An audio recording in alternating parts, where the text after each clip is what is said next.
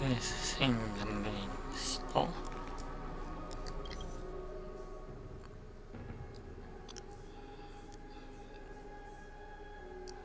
Yeah, I'm kidding.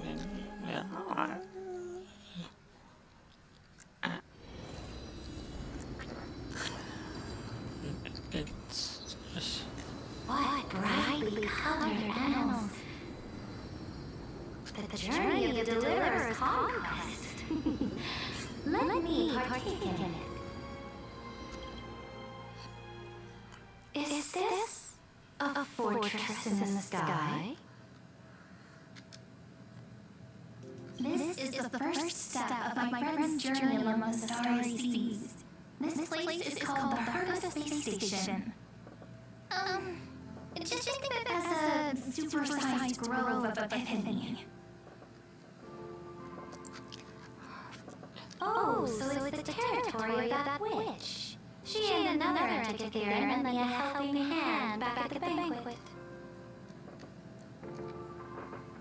Look, over there. Looks like she's talking to Herta in his memory. Let's go listen to what she thinks about this world, all constructed by eons past. Are you telling me that woman is Herta? She seems shorter than I remember.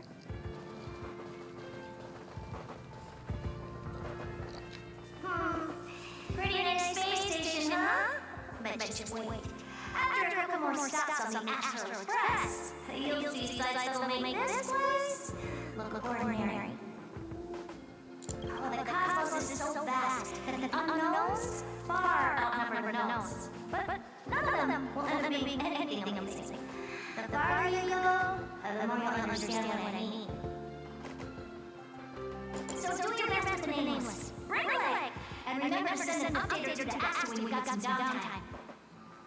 She certainly shares my way of thinking. Only that instead of a conquest through blood and fire, they chose a gentler path. People call Ned and Herta and Mr. Screwlum geniuses. Apparently, only the smartest people in the cosmos can receive the blessings of Zeus, Emporius' true creator. Do you mean that even individuals of such nobility are merely subordinates to a god? On the contrary, after all, it was the very first of them who created the god. But I don't really know all the details of that. You might be able to ask Madame Herta herself when you get the chance. Let's go check out some other worlds next, shall we?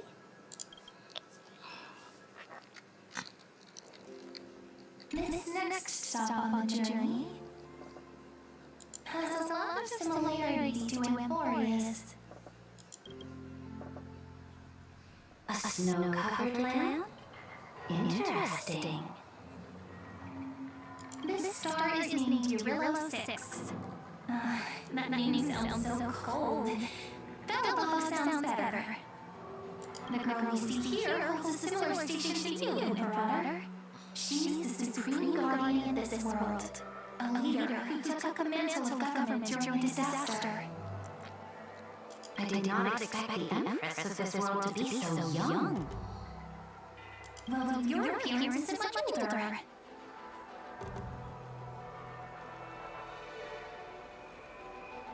The object in the distance resembles Nikador. Is it a weapon? No, it's called... Right! The geological reconstruction unit. Just Eorios' Titan? Disappointing.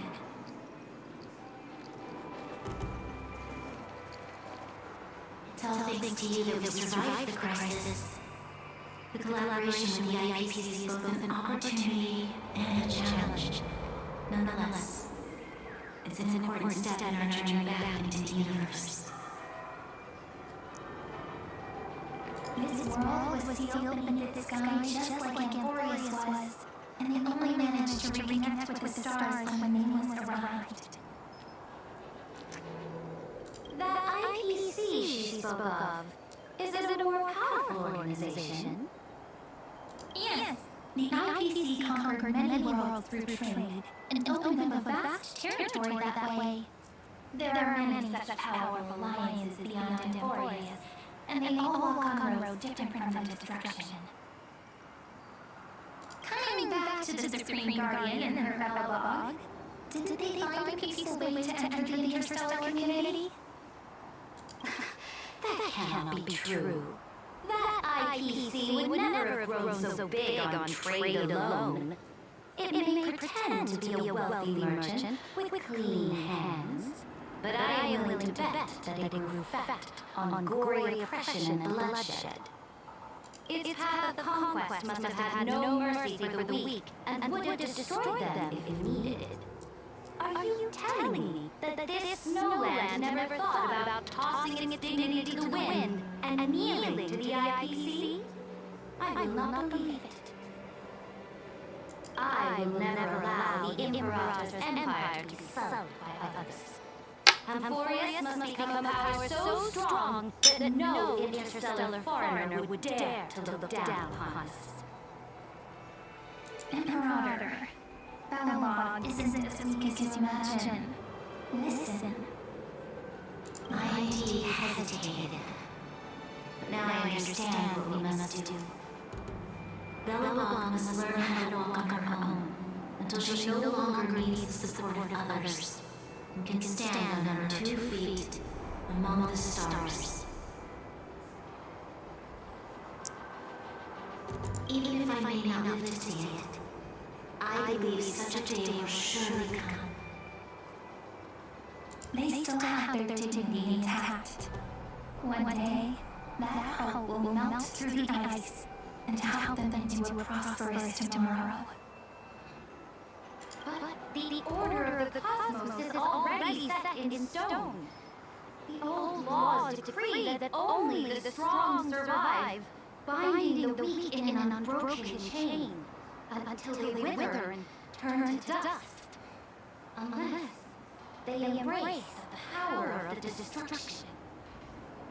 We, no, Emphorius, must shatter the old law and become the new order among the stars. Speaking of the order, another one of my friend's companions may be able to enlighten you further on that. Let's go to the next page.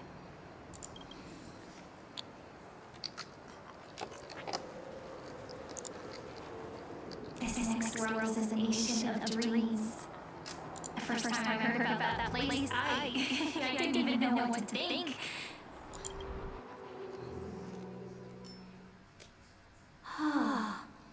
Such opulence does indeed evoke astonishment.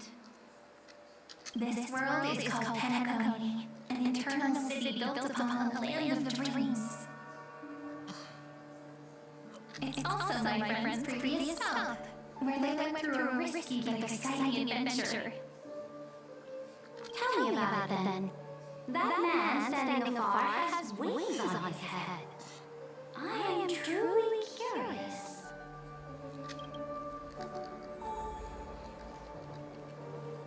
I wish to gaze upon the views of the Revy Hotel one more time. I'll be just a traveler when I come back here again. And perhaps, through a traveler's eyes, even the things I once knew so well will feel strangely different. Penacony is a land of harmony, where all dreams and hopes merge and combine. It believes in unrestrained freedom, and that's how it lost itself in shallow delights.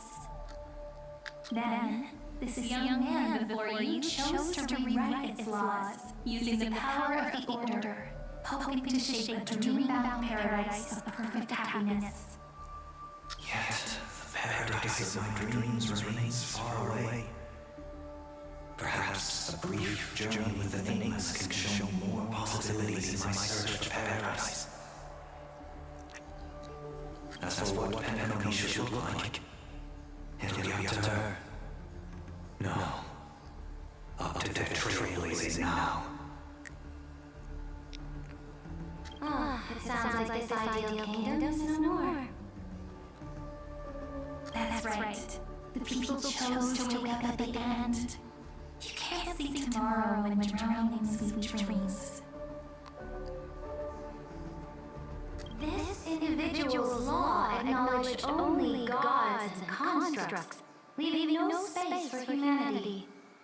And yet, the fact that he could accept defeat and resume his journey shows rare self-awareness and clarity of mind.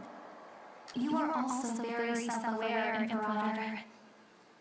Then you must know that the world promised by the destruction also has no place for humanity.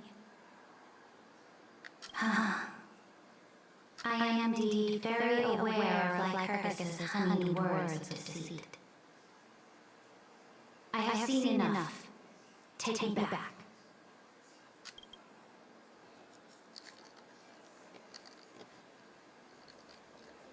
Then let's wrap up this trip down memory lane with one last scene. This absolute wonder. Isn't it pretty? That's our Emporius. Our world flows and meanders in this endless span of light. Though we were born from the designs of the gods and are not yet truly alive, the Chrysos heirs of Emporius still chose to stand against fate and carved a legend no different from that of humankind. Will you really renounce the heroes in this world's previous 30 million cycles, Imperator? Including even yourself. Will you bow to brutal destiny and allow that puppet master aims the destruction to have their wish? I know what you want to do, sidekick. You want to use that deliverer's memories to influence me and tilt the scales of law toward her and two geniuses. You really saw right through me, Imperator. How can one rule an empire if one is incapable of understanding people's minds? I have decided on law's final destination. However, before I move my next chess piece, before we go on, tell me this, sidekick. Throughout her trailblaze, was there ever a memory of the ocean?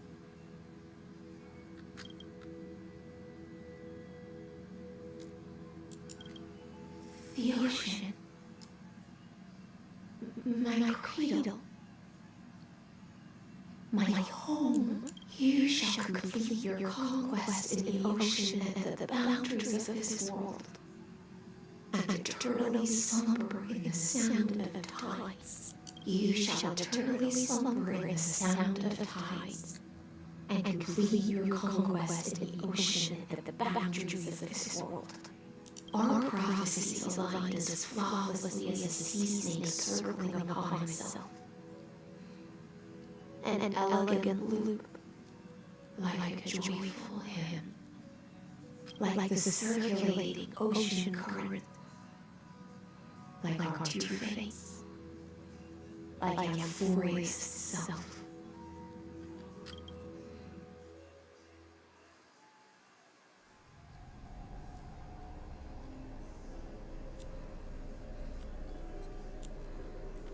The trial is over. So tell me, who will own the divine authority of law? I won't give it to anyone. What? I am the law. Why should I give my imperial crown to any other? Both the deliverer and the thief are my own two hands. The law of Emporius shall be determined by Emporius' master. What exactly did you see in the trial? Everything. I saw everything regarding the rules of this world's operation. I saw the laws of extrapolation that Theoro spoke of. I saw the ultimate protocol. As long as I offer a sacrifice of equal weight, I can rewrite the laws of this world according to my will. I can turn good into evil, ugliness into beauty, and weakness into strength. Fate gave me a very fair deal. One rule change for the life of one demigod. What are you planning to do? You can't guess. We can conquer the stars without relying on any power from beyond the sky. We just need to make some reasonable sacrifices. Your ambitions have already made so many people give up their lives for the law. And you're still not done. I am determined for Amphorius to stand on her own 2 feet among the stars. You are beyond reason. You think such a simple and hypocritical statement can justify your atrocities. There's no new without destroying the old. That's what you consider an atrocity? Ironic, for that is also the unchanging law of Amphorius' revolutions.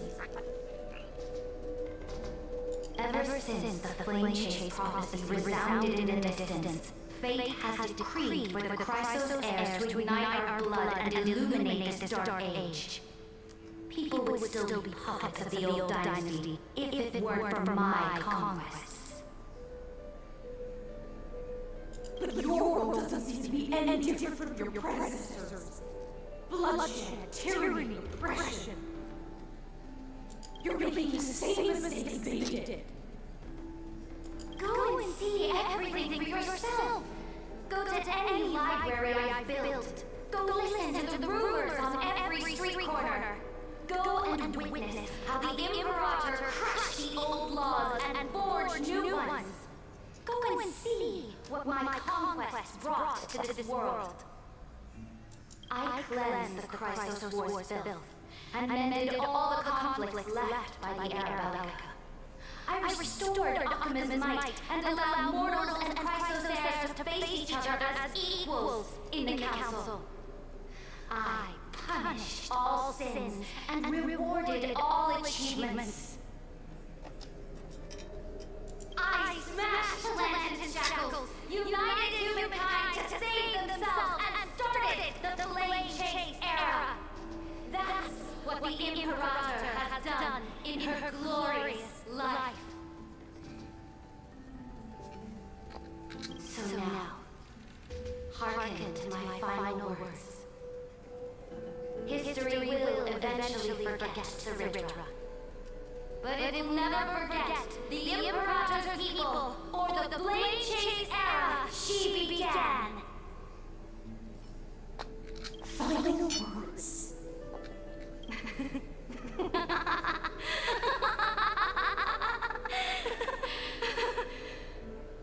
Amphorius is about to be destroyed. There's no time left for pointless debates. There is only one law I want to overturn to aid the final battle of deliverance. So I will only offer the life of one demigod.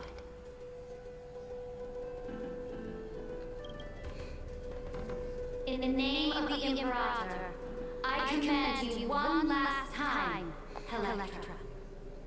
Either sacrifice yourself for conquest, or pierce this tyrant's chest with your sword. Thus, the Imperator concluded her final speech. At the end of her life, at the last moment before she stepped onto the altar, she gave her most loyal subject the choice to decide fate, just as she promised her compatriots before her very first campaign. My blood flows in you now. Heroic compatriots, follow me, and we'll see fate's reign! The Imperator fell. Some say that the Dux Gladiator turned traitor and killed her liege. Some say that she imprisoned the tyrant in a shallow pond of water, then left. Which meant the Imperator had to kill herself to rewrite the law. There are countless stories about her death. All we can be sure of is when night left the vortex, the Imperator was still mumbling about their past conquests together.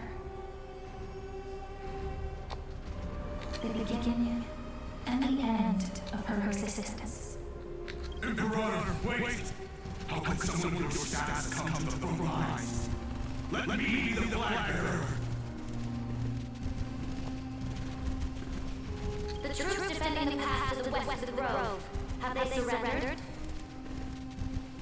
They ran as quickly as they could when they heard your name. The Golden Cocoon Pass is now in the First Legion's hands. Good. What about the Delosian militia? The Third Legion set fire to the mountains and flattened everything west of the basin. They just need a few more days. That is enough. We cannot afford to miss an opportunity for victory. Lastly, how many Legonian cannons are left? They are no more. The Second and Fourth Legions have destroyed them all. Very good. They now have no way out, no reinforcements, and no artillery support. We will be able to liberate the Grove of Epiphany in the blink of an eye. We will launch the final charge one quint after the curtain fallout tomorrow. Remember, as long as the Alliance's flag still flies on my shoulders, you must keep moving forward.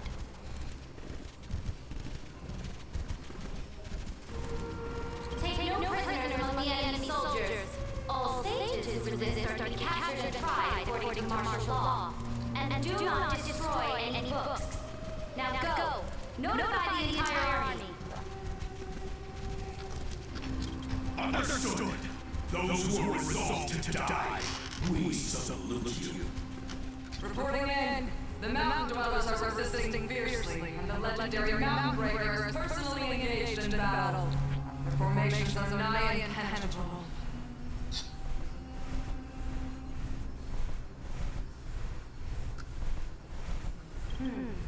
Then cease our frontal assault. Send scouts to all legions and tell them to retreat into the Detritos Plains before the parting hour. Are you planning to surrender? It's a strategic change of plans. The seismic walking dragon is enough for that battlefield. Walking dragon? You mean that stupid beast, Terrorbox? What can they even do? Stupid? No. Let them deal with their earthly brethren. We will advance and take the lead in defeating what remains of our enemy. I will deliver the most fiery retribution for the humiliation they dealt us, and crown myself with a god-slaying wreath.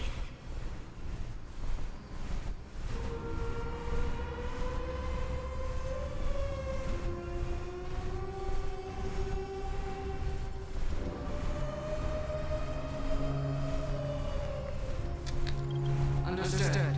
I'll see to it. Those who are resolved to die, we salute you. The Temple of the Three Fates sent a letter, Imperator. They refuse to surrender and said that this letter is their last warning to us. Tell the commanding officers not to launch any attacks unless they receive the Imperator's handwritten approval. Disobedience will be punished by death. What are you doing? The priests of the Three Fates aren't soldiers, but politicians. Do not mistakenly believe they don't have a plan. These dying pests will wring out every idea from their brains, all for short-sighted gain. They are much shrewder than we are.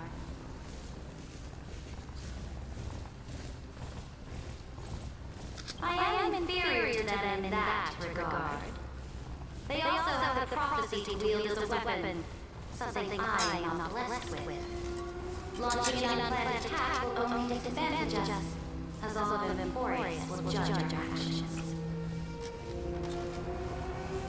Which means I will be heading to the battlefield myself, just as I have always done.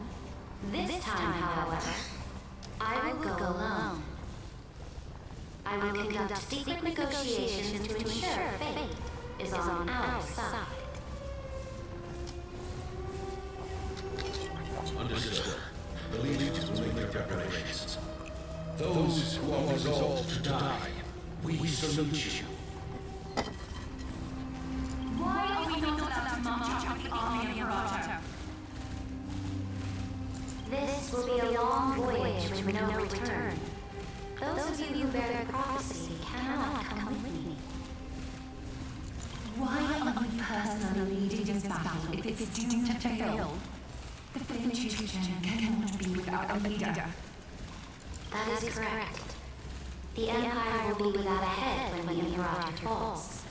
But remember, as long as you seize the right opportunities, even the chaotic game will remain winnable. My departure will create a long staircase for you. You will understand what I mean when the news of my death reaches your ears. Saridra, is our journey about to be over?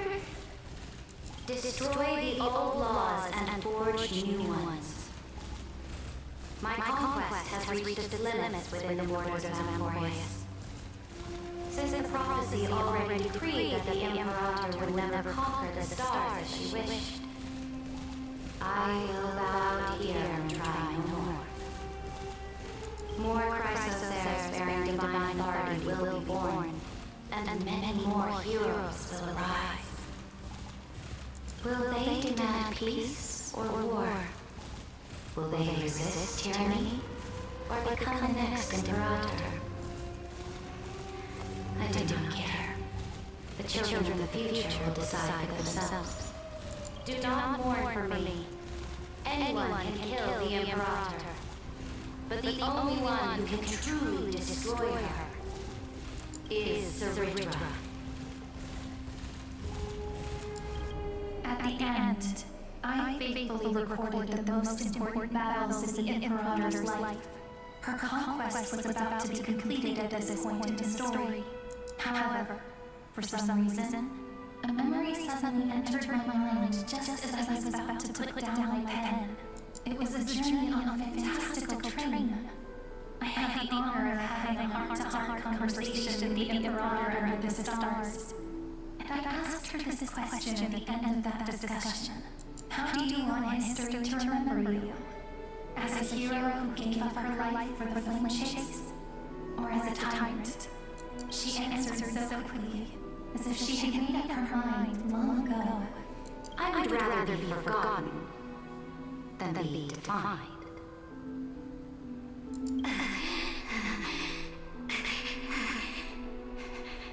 Because the law can be neither eternal nor unchallenged. And only humanity can pen laws into history's pages. Now, I have shattered the greatest law of Amphorius. The game is nearing its end. Dux Gladiorum. Even though you killed the Imperator in the previous 30 million cycles, this time you finally found your own law. Then Hysilence, Electra.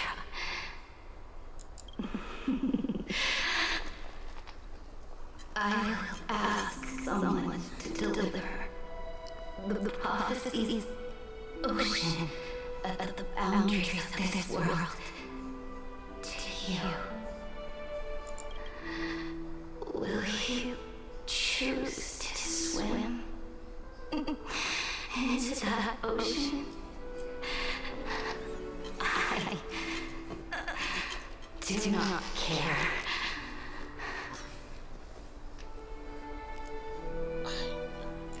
Do not care.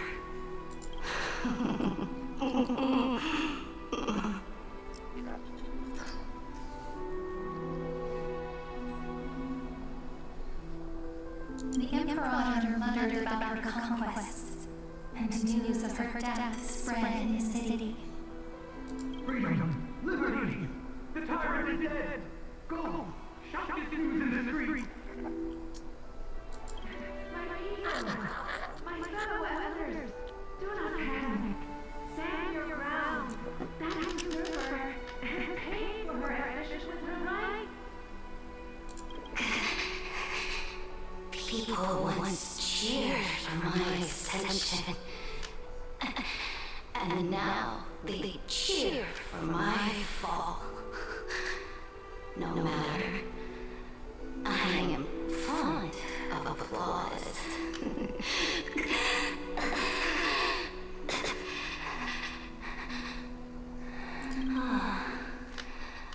I see the cosmos, the battlefield that I cannot reach.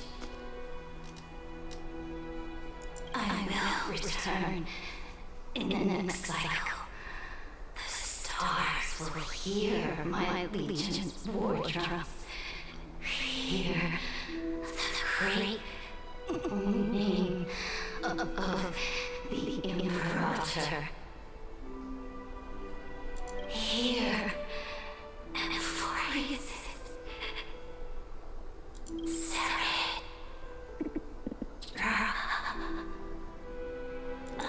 To this day, we do not know which rule the Imperator overwrote at the cost of her life. Perhaps the truth will only be revealed at the moment of checkmate, just like every chess game she ever played. We only know her death inflamed Akama.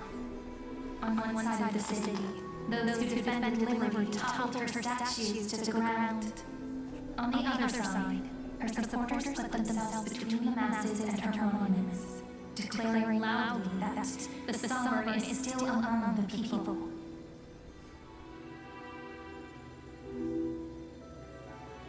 It is said that golden blood congealed into the same letters everywhere they fought. It was the name borne by Akama's first and final sovereign, the Imperator Saritra.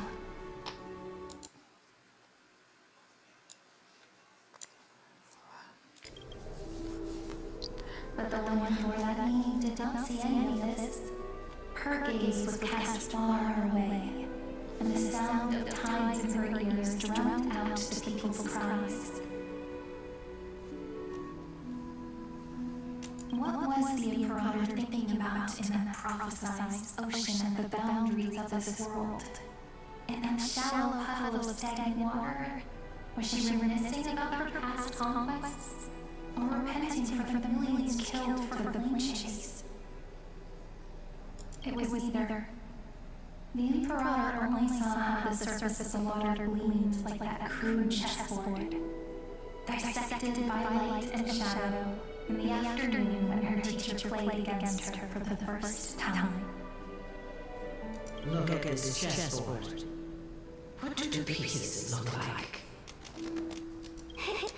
They're strangely beautiful.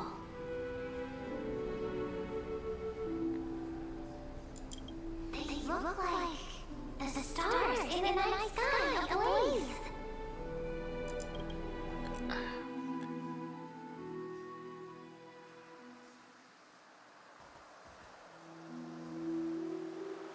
From that page emerged an ocean. So vast, so pure, not a single trace of corruption. Is this Saritra? Electra, my subject. Ever since you walked out of the tainted ocean and pledged yourself to me, I have seen the abyss in your eyes and the emptiness in your heart.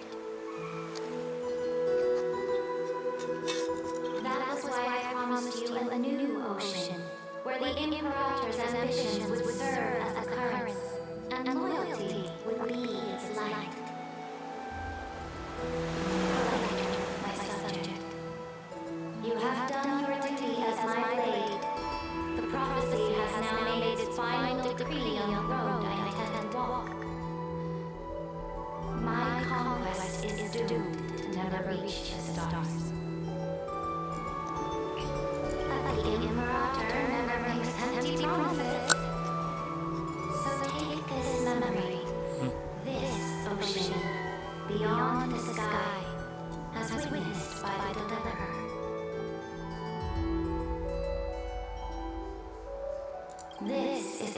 final gift that the Imperator can leave for her subject.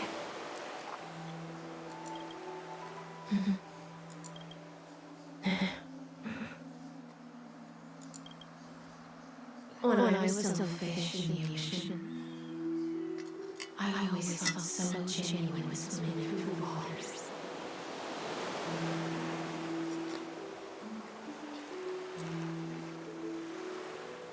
But once I stepped on land, I found myself caught in a play. Every land dweller wore a mask in their life. So I, too, donned a costume and tried to find my role in this show. I became your blade in war and the violin strings at banquets.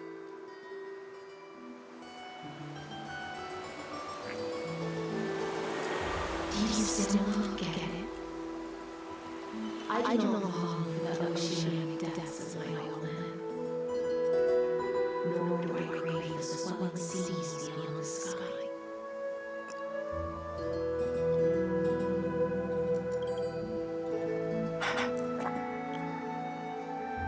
Perhaps even I don't know what I want.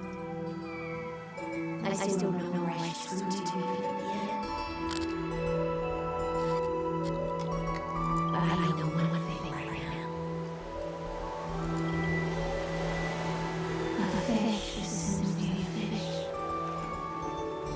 And she can never forget the ocean she's in. But when we're under the ocean or land, we two prisoners who could never escape this game.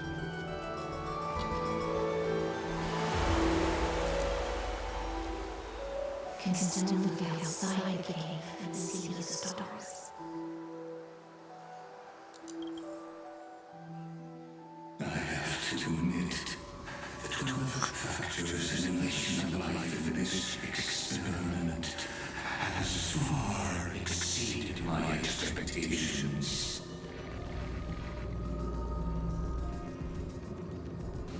Make your choice then, senior society member. Do you want to keep walking down the wrong path and be remembered for your incorrect conclusions?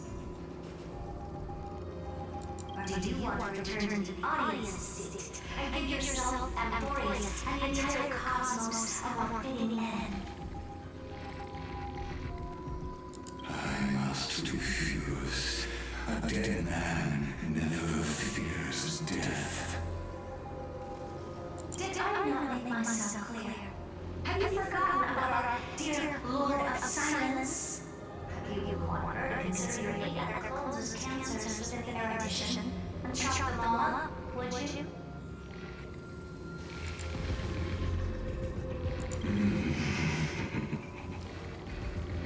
Your logical deductions are vastly different from mine. Therefore, allow me to provide one more academic recommendation. Listen, my peers. Why don't you look beyond this world? Just as Christ's sinners did. Reevaluate your calculations and take into account all enemies in the upcoming war among the eons. Amphorius is not a place where three paths entangle, but where three paths fight to the death. You used more to resist me, but did you not consider the possibility that the remembrance and their children might have taken this opportunity to join the fray as well?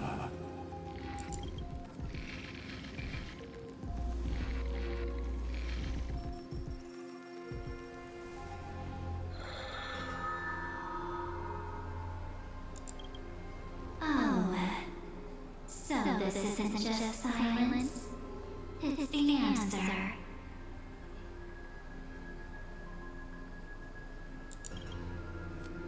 What was the last thing she said to you before you parted the waters at the Scale Gorge Waterscape? A tricky question, but one one with a simple answer.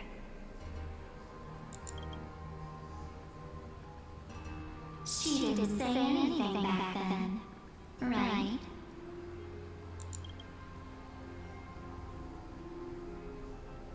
That's correct. And now I'm sure.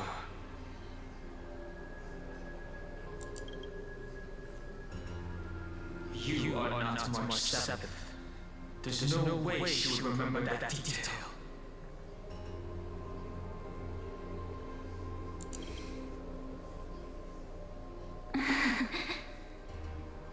I'll only warn you once. Leave her body now. How impulsive. That's not like you at all. Why don't you calm down and think about another possibility? I didn't take over March 7's body.